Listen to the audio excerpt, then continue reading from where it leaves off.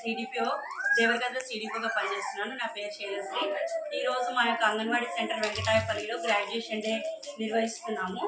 దీని యొక్క ప్రత్యేకత ఏంటిదంటే, ఇక్కడ వచ్చిన తల్లులకు పిల్లలకు తెలియజేయడం ఏంటంటే, మా అంగన్వాడీ సెంటర్లు కూడా బయట నర్సరీలతో ఏం తీసుకోకుండా ఇక్కడ పిల్లలకు కూడా అన్ని పద్యాలు పాఠాలు అన్నీ నేర్పిస్తున్నాం.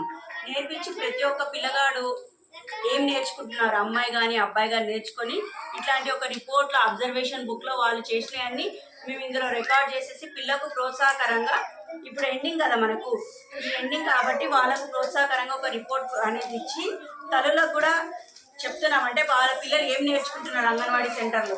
ఇప్పుడు అందరికీ అపోహ ఏమంటే, పిల్లలు ఊరికి అంగన్వాడీ సెంటర్కి పోతున్నారంటే గుడ్డు తింటున్నాడు పిల్లలు వస్తున్నాడు అని.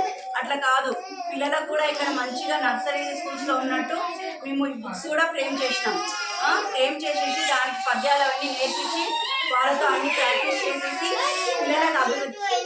పిల్లలకు అభివృద్ధి ఎలా చెందుతున్నారని చెప్పి ఇట్లా యాన్యువల్ డే అనేది ఒక ప్రోగ్రామ్ పెట్టి ప్రతి ఒక్క అంగన్వాడీ సెంటర్లో చేస్తున్నాం. సో ఇక్కడ వచ్చిన ప్రతి ఒక్క తల్లులకు మరియు పిల్లలకు నా యొక్క కృతజ్ఞతలు.